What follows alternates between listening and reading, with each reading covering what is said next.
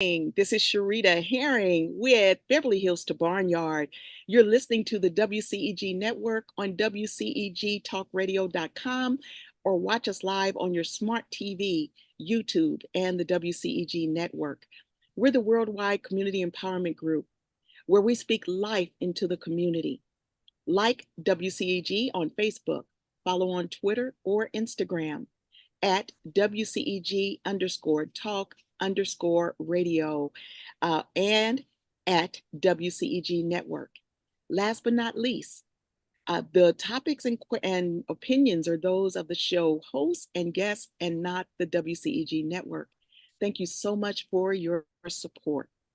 I'm really excited again to bring back my guest. This is his second show. And Mr. James Wiggins is not only a friend and colleague, but he is a private investigator providing business management, case intake and analysis, reviewing reports, identifying witnesses, creation of witness lists, background investigations, public record searching, and so much more. As a criminal defense investigator, James has collected evidence for defense attorneys to use when representing defendants' trials. There's so much more to James. I mean, from his work in the Compton community to what he's doing with his class reunion to how he's involved in just being a community advocate. So without any further ado, I want to welcome my dear friend, Mr. James Wiggins. Thank you for being on. Thank you for having me.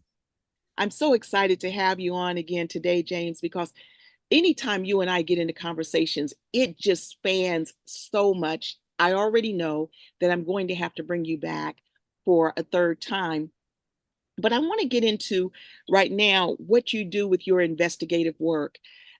So just to give those that a recap of what the first show was about, what should people look for if needing a private investigator? The first thing I think that's most important is someone that they feel comfortable with. In any scenario in life, you already know what services you need. It's just a matter of who you're going to let service you. Mm-hmm. Education could be a factor, but experience to me would be the number one factor. What type of life experience does that person have? And it translates into their work ethics and the work product itself. So I think experience, education, okay, but don't make education the primary factor. You can tell by talking to them if they're knowledgeable in the subject that you're interested in. Okay. Now, James, we all see private investigators on our shows from watching either CSI and watching them and them even interacting with private investigators or, all kinds of crime shows. But the average person, how would they even, or why would they need an investigator, a private investigator? And do they need to go through a law firm or the police department? A private investigator is a private law enforcement officer, licensed, depending on what state you're in. Mm-hmm. They're licensed by or through the state. The need for investigative services is as broad as the work environment or the different fields of environments that you can work in. So you run into investigators in almost every aspect of your life, family law, civil law, criminal law, product liability. And those are the main ones. But for business people, if you're going to do business with someone, you might want to look into their background to see if they have anything that stands out. A lawsuit for breach of contract.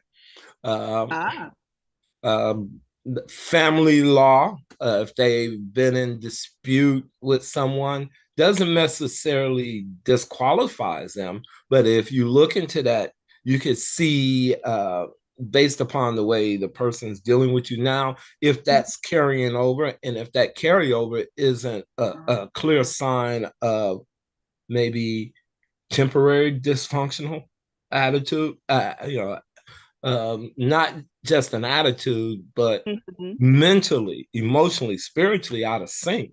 So you may not want to get involved with someone like that, because whether you know it or not, they'll have an effect on you and the business. And medical reasons, probate. I had a case where a young lady was given up for adoption because her parents, it was back in the 50s and they weren't wedded. And the mother, the birth mother, was very young. And the client was referred to me by someone that was in law enforcement, retired. Wow. And the client contacted me and said that she was worried about health concerns. And it's just another one of those miracles. I found the mother. The mother was hospitalized Uh-huh. and was about to become a double amputee. So the client was able to go to her mother, be by her bedside, and know that diabetes was a direct concern for her. And she had suspicions, but it turned out that her suspicions were correct, that there was a genetic trail to follow, and it was Okay. diabetes. Okay. And it goes on. You just have to have a question.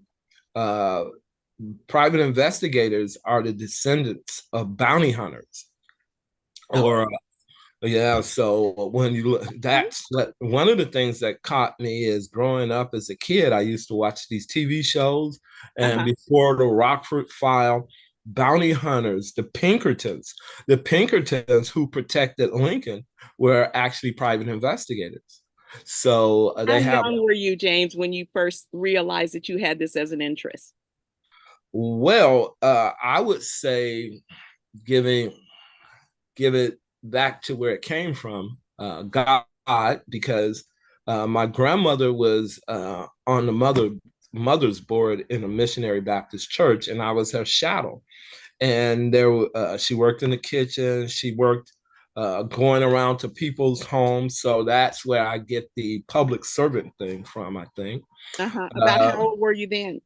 oh my, before I Five, could, six. before I was able to walk. Wow. I was already involved with the church. My mother told me a story, and I remember this because I was just barely old enough to stand up to the pew, and my grandmother was holding me. My mother was in the choir singing, and it may have been 15, 20 people, and the loudest noise was coming from my mother. So as my mother sang, I sang, Uh-huh. and the church allowed me, after the choir had quit singing, to keep singing. And the minister said, once young Mr. Wiggins finishes his rendition of the choir song, I sang until I got out of that spirit. So it's been a part of my spirit, because the ladies Wow. in the family were such good investigators. They found out what was wrong, why it was wrong, and offered common sense, simple answers for solving issues. And I think the number one thing was my grandmother and I did jigsaw puzzles together every morning. So I learned to do critical thinking through Uh-huh. her and I sitting down doing jigsaw puzzles. So when I work a case is nothing more than a jigsaw puzzle of various dimensions, Wow. 5 elements. Yeah. James, I gotta ask because behind you is something spread across the looks like couch there. Yeah. What's the story behind that? That looks handmade. It is. My grandmother made this back in 1970, 75, 76. She gave it to me because that was one of the things that they um, did. She was in a seniors building in Compton. It was the first really tall building, and it was erected as a senior citizen building. And this is some of the from the lessons that she learned there. And I've had it since about 1977. Wow. Wow. You can tell, I mean, with it being displayed there, that it means a lot to you. You know, again, I talk about all the time how things that reflect when we are so young is what leads us on the journey on where we are as adults. And you doing your in private investigation shows how early you had that interest to solve things. So now back to the private investigations. I know that you provide, I think you told me that you provide investigations for arson. What are some of the other investigations that you It, deal it, I do one of the most important things that I do is I'm listed as a historical researcher with the I'll start with the state of California Historical Library in Sacramento, and then the LA City Library Historical Department. For over 20 years, I've worked with both of these libraries providing historical research. Uh-huh. And I backed my way into that by when I started in 1980 training to become a skip tracer investigator, credit investigator. Mm-hmm. The libraries that we use now are in my possession. Reverse city directories, microfiche that covers the entire state from real property ownership to fictitious business names, and most Back how important, far? from and I would say 1875 when the state of California was founded, litigation up in Sacramento, the first lawsuits that were filed. I Wow. have those on microfiche, and the library goes through to 2009. Wait, the state of California was founded in 18. 18, yeah, the I was I just let my notary commission go on January the 26th, which involved after 19 years of real estate loans. uh, I was going to be a real estate agent, and the teacher knew I was an investigator, and the teacher said I had more liability as a real estate agent than I would as an investigator. So I hit the brakes, did a little research. After the principles portion of the real estate class, you could pick either real estate finance or real estate law. And Mm-hmm. I said, well, I'm going to do both. And I found that being a notary allowed me to learn real estate finance and real estate law. And it allowed me to get involved with real estate indirectly and and maintain my investigator status. And today, I'm very knowledgeable in real estate as well. Now, you said something that I don't want to slip by. Uh-oh. California was founded in 1875, the Treaty of 1870. Hidalgo. Okay, okay. I didn't realize that California was that young.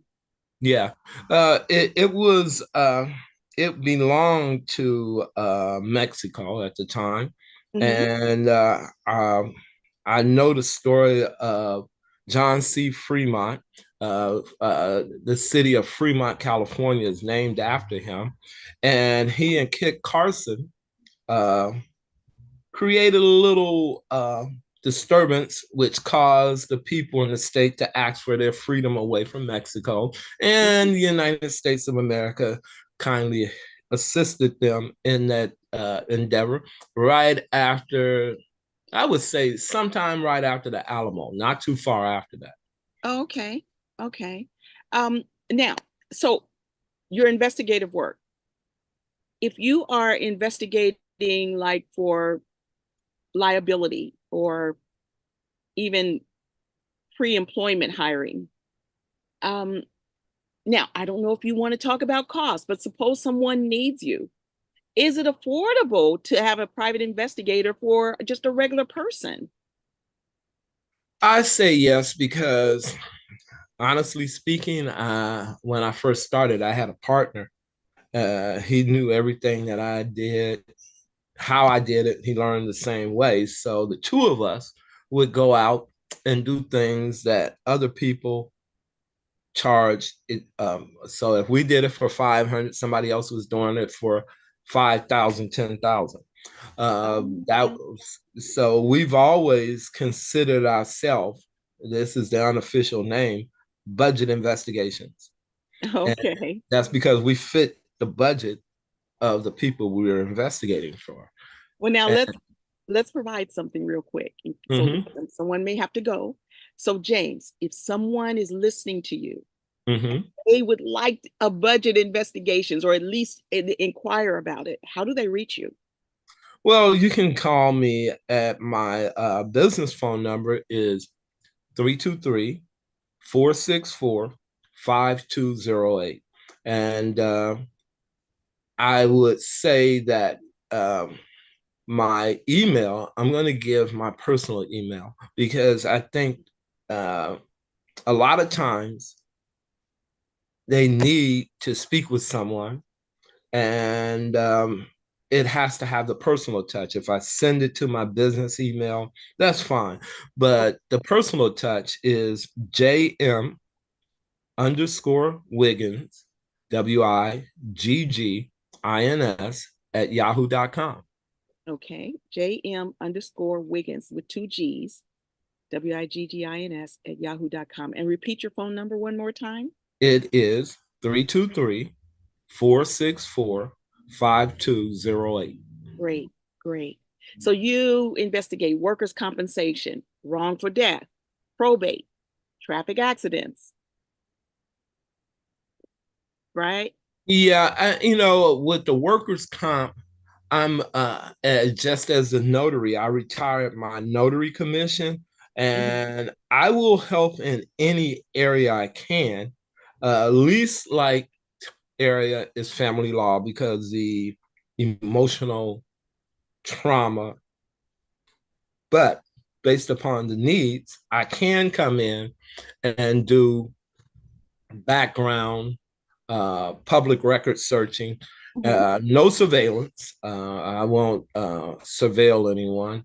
Uh, uh, but almost in any area where there's public records needs, that is my forte and what I'll focus on. I will, if I don't have the ability or the desire to do something, then we'll find someone that can together. Ah, okay, okay. Now, my next question. I let my listening audience know why you wanted to become a nonprofit, and you just gave me some great news on your what just happened. So let's Right. talk about you and your nonprofit. Well, first of all, we have to give this lady a lot of credit because I wouldn't have a nonprofit if it wasn't for her.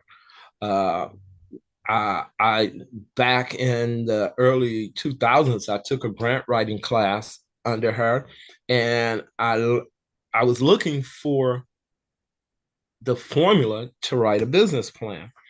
And working with her recently, I was able to put together a plan, uh, and I took a class in her nonprofit development and master class. And on the 28th of last year, December the 28th, rather, I filed JWA Foundation. And on the 29th of January, we filed for my IRS 1023. On the 14th, Valentine's Day, I get my determination letter. I had read that it takes 90 days to get a determination letter. Yeah. Uh, Mine was received on the 14th, but it was issued on February the 2nd. I did the math. I checked the calendar, and it was issued in 4 days. And For so days. I'm waiting for the long haul, but it came in. I think as I look back, it was the completeness of the package, the things that uh, was in the package, not only documented, but it also illustrated the skills, and there's video so they could actually see the library.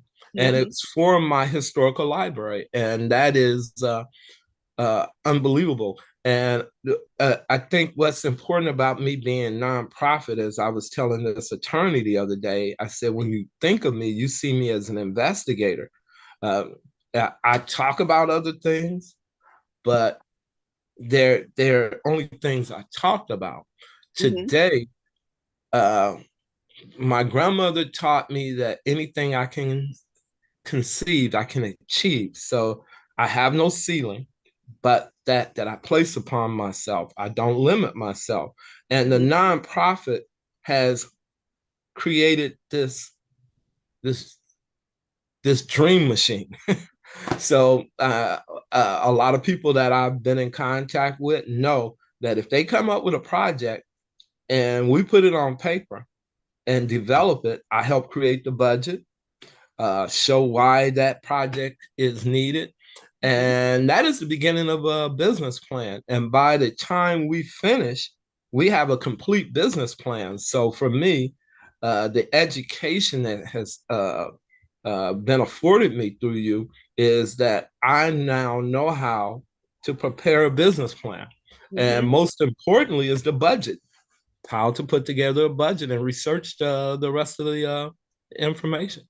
So then, James, with you developing the nonprofit, though you are budget have um, termed yourself the budget investigator, by becoming a nonprofit, you can go after grants that will help you to also will pay you for that cost, but now your cost so that you can help more individuals that normally could not afford you.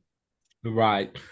I'm already in, I have a list of 20 projects. I'll be honest. I just got started and someone said something to me, and because as an investigator, you work in various arenas. Hmm. So I'm a part of this, I'm a part of that. I have to research this and I have to research that and then come back to the client. So everything that I've ever touched is a part of me. And now I can take all these different areas and put them under one umbrella. And one way to address what you're talking about is I already have an attorney who's drafting a legal clinic. So, and he is so on board with it. So, not too soon from now, we will be submitting um, for grants for through the Attorney General Hmm.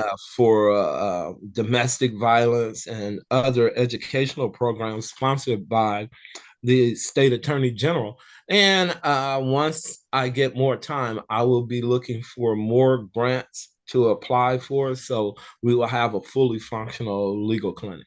Good, good, good. You know, also, James, I read that you do intellectual property law. What does that consist of? Well, with the intellectual property, I in the past I identified corporate entities, Hmm. do research to see when first someone was related to the topic. And recently it's become more important to me because my library itself, I have entanglements of the same nature. In my collection, Hmm. I have reverse city directories that belong or that were received or leased from or Pacific Bell, and they still own the rights to those books. Hmm. So I'm I'm I've learned that what I'm going to do is make sure that these books end up in a library, and the library will get the right to uh, market those books. So, for instance, right now, if you go on to ancestry.com or LA Public Library downtown and look at the reverse city directories, those directories come from my library. LA Public Library had a fire and their whole collection was destroyed. And so, from my collection, I was friendly with the head genealogist at that time, and he asked for 110 books out of my collection. And those books have been dismantled, digitized, rebound. And while they were rebinding them, once they were dismantled, they digitized them. And those digital versions are online right now. City of LA reverse city directories. Okay, okay. 1950s, 1960s. Well, again, James, it has been a joy having you on as always. Your information is just irreplaceable for what people need but don't know that they may need. And it's also good to know that you are affordable for most of us. James, we've got about 4 minutes. So Okay. what's some of your last statements that you'd like to make about your business or what you would like people to know? Well, I'm continuing my education and my relationship with you because any project of any major proportion requires your skill set. You've imparted some of it to me, but I couldn't see doing anything at this point without having you as a consultant. And I will continue to reach for the sky. As a matter of fact, some of my projects include skyscrapers, so that's a nice way to, skyscrapers. What are you doing with skyscrapers? Well, there's a several buildings in LA that are unoccupied, and as of yesterday, uh, I identified the owners last week, and I prepared a letter, and sent overnight delivery, which was like 4 days because of the 3 days because 4 days because of the holiday.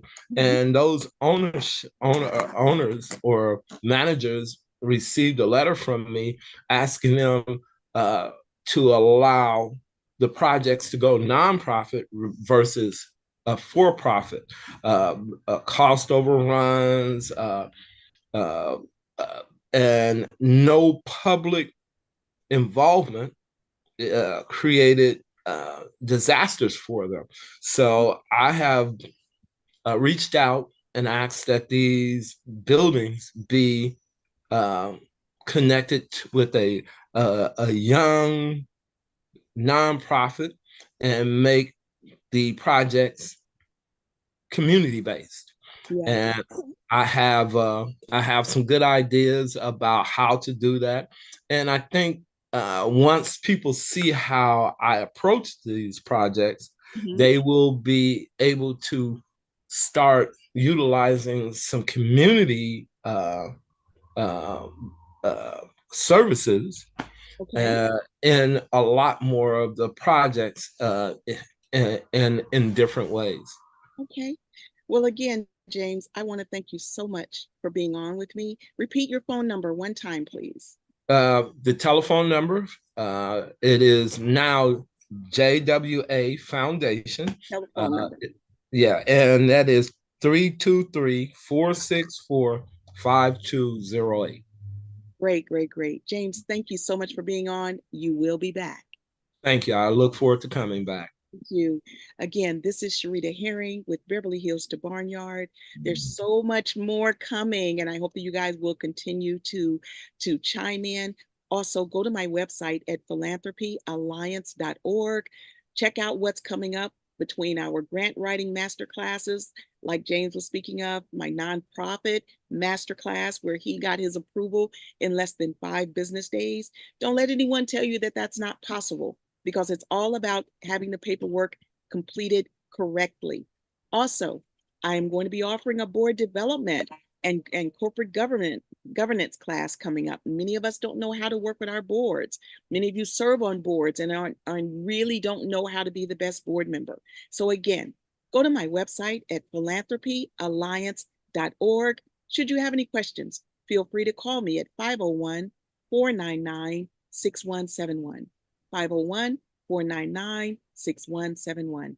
Thank you so much for tuning in to me and my special guest, Mr. James Wiggins. Have an absolutely